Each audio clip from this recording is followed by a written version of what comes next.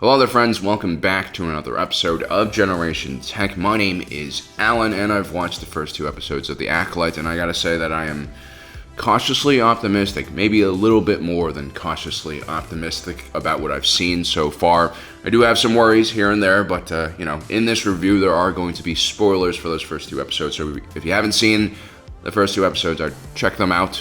Anyway, I've always believed that the Star Wars franchise is bigger than just the Skywalker saga. As an avid reader of the Star Wars Expanded Universe, I've always been drawn to different time periods and different locations in the Star Wars galaxy. Like, after I read one story, I just want to see what else is out there. I love adventures and exploration. To me, Star Wars is the ultimate playground for that kind of stuff. My own fandom really started as like an avid reader in the Star Wars EU. For me, I was always interested in different time periods, different locations. The more I read about Star Wars, the more I wanted to know what else was out there. And so to me, Star Wars was always this playground, the ultimate setting for exploration and adventures. And what's really interesting about Star Wars is it's so massive that it's almost a genre in itself, and it has actual subgenres within it. And so, over the years, I've seen creators tackle all sorts of different genres, but placed in a Star Wars setting. I mean, you have war dramas like Rogue One and Twilight Company. There are also heist stories like Solo. You also have young adult stories like Lost Stars, political thrillers like Darth Plagueis, and now with The Acolyte, we have a series that at its core is a crime thriller set in the Star Wars universe. And once again, the galaxy proves to be a very rich background, an amazing setting for such a story. The Acolyte is not the slow burn that Andor was, but it does have a more methodic pacing than most Star Wars TV series we've seen so far. As the shows progress, slowly things are being revealed, more secrets are being unraveled. But given the nature of the galaxy in this story, which has been at peace for hundreds of years, I feel like the consequences and the stakes of what's happening in the story are a bit underwhelming compared to other periods of Star Wars history. There's no overbearing empire looking over everyone's shoulder like with what we see in Kenobi and Andor. Even the dark side threat, at least for now, seems to be bent on revenge of a rather limited scale. We're talking about 4 Jedi Masters who wronged the main antagonist, May. But in all fairness, this is just the first 2 episodes. This is usually why I don't like giving full reviews before the entire season is over or the entire show is over. And it's clear there are going to be a lot of twists and turns in this plot as things get bigger. I can already see how the consequences might grow larger, basically. But at least in the first 2 episodes, even with the surprising murder of Jedi Master Andor and then the intriguing death of the second Jedi Master Torben, I didn't feel like there was that much at stake still. The Jedi are an institution, they are in complete control over the galaxy. Even if there are internal worries from higher ranking Jedi Masters like Venestra Rowe, the murders of these Jedi Masters, while shocking, just seem like the beginning of a larger problem we don't really understand yet. And it's not really the deaths of these Jedi that's the problem. It's really about what they did to deserve such revenge. Forgive me.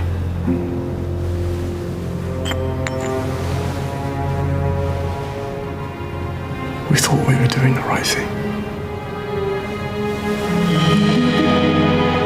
I'm immediately reminded of a Legends event known as the Padawan Massacre, where a group of Jedi Masters caught a glimpse of a flawed vision of the future through the Force and were propelled by fear and the dark side to kill their own Padawan. It's very clear that the Jedi that May is targeting in this series have some skeletons in their closet.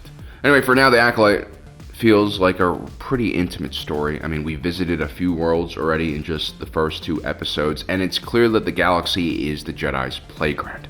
Everyone else, the everyman and woman, just serves as background noise for the escapade of these heroes. This is what Star Wars has always been traditionally like, and that's kind of why Andor was a bit different. The repression of the Empire in Andor was the menacing background force that drove our heroes into action.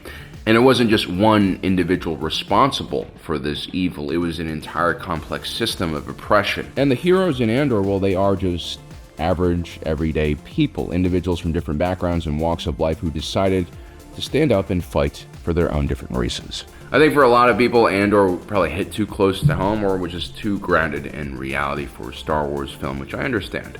But still, despite being a crime thriller revolving around a series of murders, The Acolyte feels much lighter in its approach to its story. And that's mainly because of how the characters are written. I mean, even the assassin May and her accomplice Khmer seem likable and somewhat redeemable already. This is, of course, because Disney owns Star Wars, and, they are making content not just for adults. I mean, they're making content for teenagers and young children as well. Now, we're not exactly sure why May wants to kill all 4 of these Jedi Masters, but it's clear that a tragic fire on Brandok from her past that supposedly killed her and left her twin sister Osha in the hands of the Jedi is at the root of this desire for revenge. All 4 Jedi Masters that May is targeting were stationed on Brandok when this incident happened, and I'm sure they had something to do with this incident. But even then, it's very clear that the writers don't want you to think that May is some cold-blooded, out-of-control murderer. For instance, she doesn't ambush her Jedi targets, she confronts them and wants almost a fair fight. We have unfinished business. Attack me with all your strength. We have unfinished business.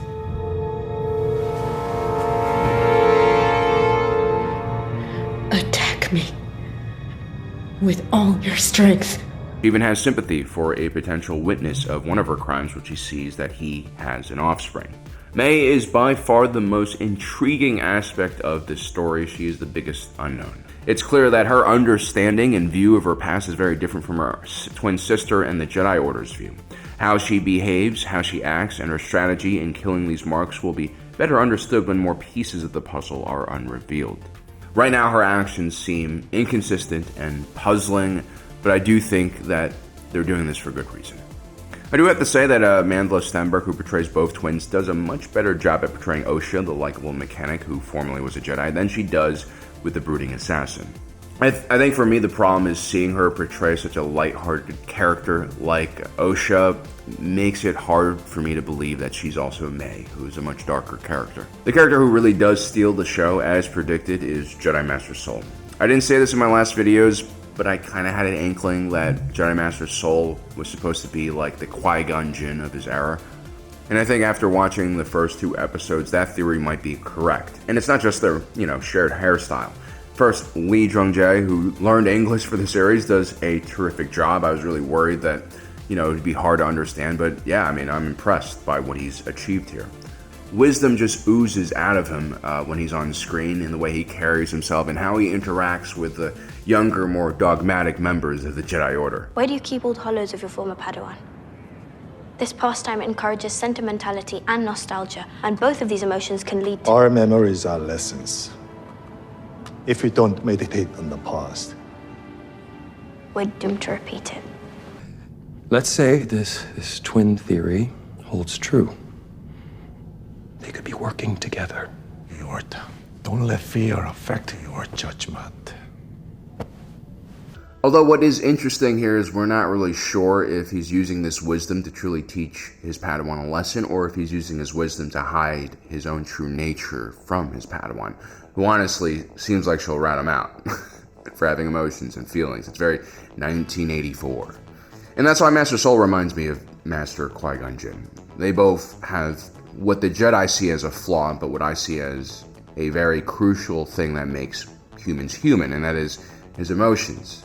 And we first see Master Soul's warmth and humanity that the Jedi feared so much when he reunites with his old Padawan Osha. Lee Jung-jae's compassion just pours through the screen here. And this is what separates him from the rest of the Jedi Order. This is what separated Qui-Gon Jinn from the rest of the Jedi Order. But unlike Anakin Skywalker, who was in touch with his emotions and a loose cannon, Master Soul has an immense amount of control over himself, at least for now. Rounding out the rest of the cast is Jedi Master Soul's Padawan, Jackie Lun, an extremely bright and talented Jedi who gives me almost Hermione vibes, especially in the way she interacts with Jedi Knight Yord Fandar. But we need backup. Is it Yord? What's wrong with Yord? Nothing. No, he's Yord. Jackie is right. He's very Yord, and honestly, I love this guy. He's earnest, he's good-natured, and very much a knight in shining armor in the best way possible. Some people might roll their eyes when they see his eagerness to do good, but I do find it endearing in a very non-cynical way. I will redeem myself. Yord, put your clothes on. I feel like if Anakin had been taken at a younger age by the Jedi, had a less messed up childhood, and had less psychological issues, this is how he would have probably turned out. The only problem is Yord is eager but very inexperienced, like the rest of the Jedi Order. He almost acts like a Padawan during the Clone Wars era. He definitely would not be Jedi Knight quality during that time period. And that's because he's too intensely focused on the mission objectives and orders that's given to him, and this will probably get him in trouble. Jackie stays on lookout, and I will confront this imposter. Stun him, if need be. Then we bring him back to the ship for questioning. Or we skip that.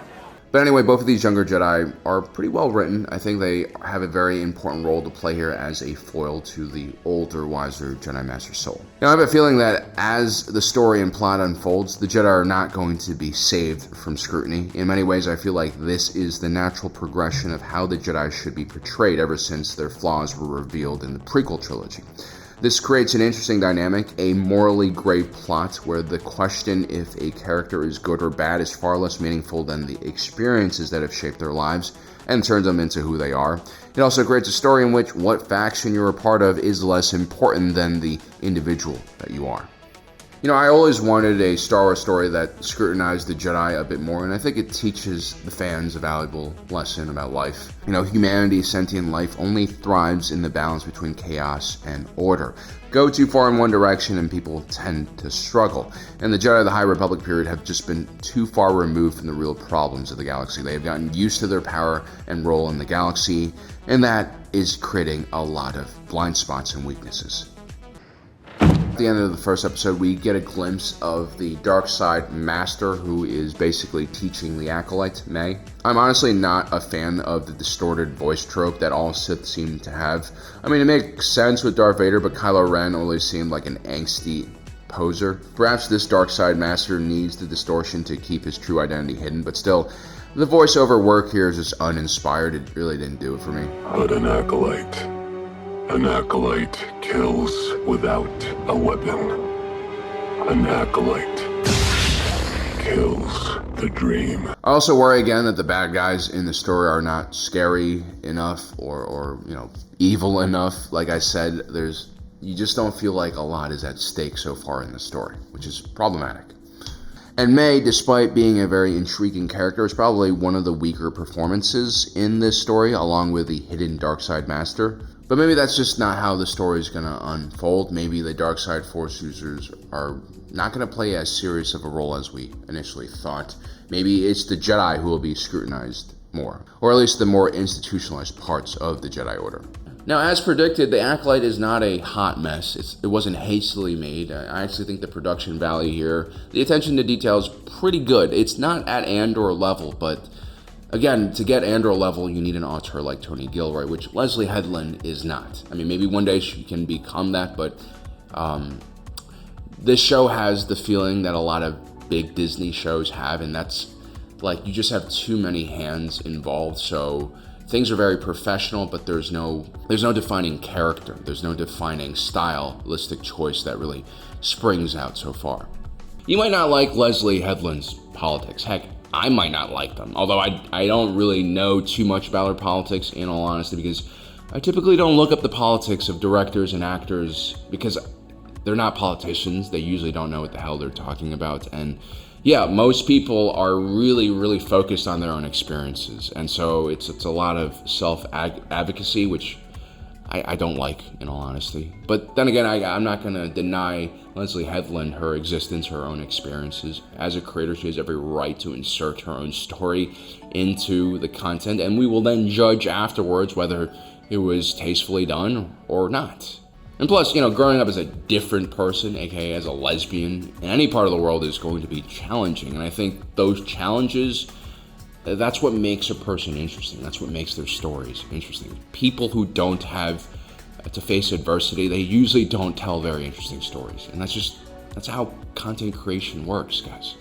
Even so, again, there was no LGBT propaganda, as some of you call it in the first 2 episodes. And even if there were, again, Star Wars creators have always been political. I'm so frustrated by this. I mean, science fiction has always been a study of potential futures of our human society and race, and it's always been a place where people experimented with politics and social ideas. George Lucas was an activist who harbored anti-Vietnam War sentiments. I mean, the entire original trilogy is about struggle against a galactic empire with fascist vibes. The prequel trilogy features a terrific warning about how democracies can be subverted internally by populist leaders. Mark Hamill, Carrie Fisher, Harrison Ford, the big three, are all huge activists. They have their own causes that they like to follow. And as someone who's worked in both the media and video production, this is just how these industries are. The people there are going to be more left-wing, more liberal, more open-minded. These are the type of people who are attracted to these type of jobs. There are exceptions, of course, but yeah, this is just how things work. Now, did I wish that, modern-day celebrities didn't have massive egos that made them believe that as celebrities, somehow their political views are more important? But that's just how things are. The only thing that's really changed from back then to now is that now we have constant access to the thoughts of these artists thanks to social media. And so some people are awakening to the reality that, oh my God, Hollywood is full of liberals and lefties, and it really triggers them, which I find very cute. There will be a day sometime in your life, if you're lucky or wise or open-minded enough, where you will realize that the world is made up of liberals, conservatives, and moderates, and that the political views of individuals really are only a small part of who they are as people. And more importantly, you also realize that we need people of all different backgrounds and political views to create a balanced and healthy society. And more importantly, you also realize that being a liberal, being a conservative, being a moderate, being a part of the political group that you prescribe to does not make those individuals good. There are shitty and good people in all of these political factions, political thoughts. Individuals are what's important, not what faction they belong to. I mean, I don't like the Jedi Order, but I do like Jedi Master Soul. I like Yord and Jeki, all as individuals. And you'll find out that when you start going out into the world and meeting these people in real life, that most people are pretty good and they're interesting, and that, they're far more interesting than what their social media profiles tell you about them. I mean, social media, take this from an influencer who makes content as a job, is just a garbage way to communicate. It's very low-level quality conversation. I'm becoming increasingly worried about the state of our society. I'm worried because I see that more and more people are trying to highlight the differences they have with others. And more importantly, a lot of people are making these differences a part of their identity, which almost always leads to unnecessary conflict, war, and other terrible things. We have to stop being afraid of each other. We have to stop looking at the other as our enemy. We have to start seeing these people as individuals and not the factions they belong to. Compromise, communication, these are the key factors to a stable society. And I got to tell you, as bad as things seem like in the world, the trajectory we're facing, the trajectory we're going towards, the self-inflicted nonsense and conflict we're creating because of social media, because our lack of communication, is going to create a far more terrifying world.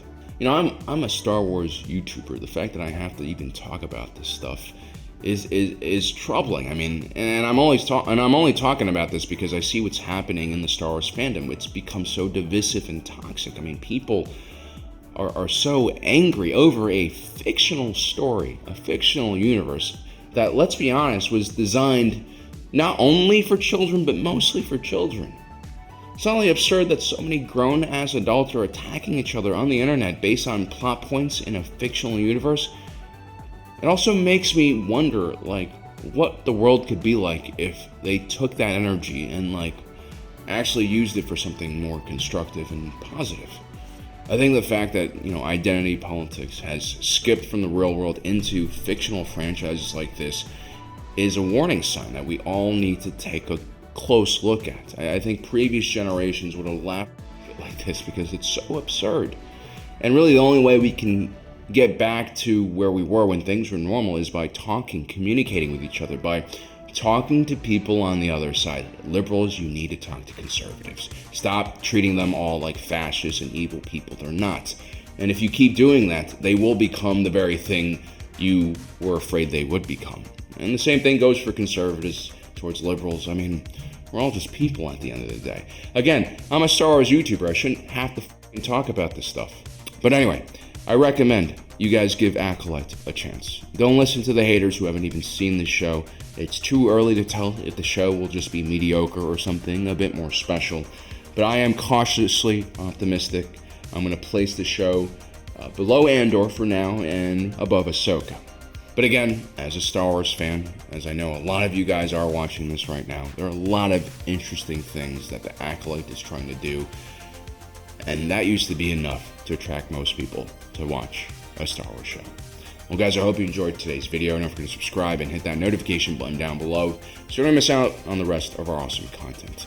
As usual, my name is Alan, reminding you that my allegiance is to the Republic, to democracy. I'll see you next time.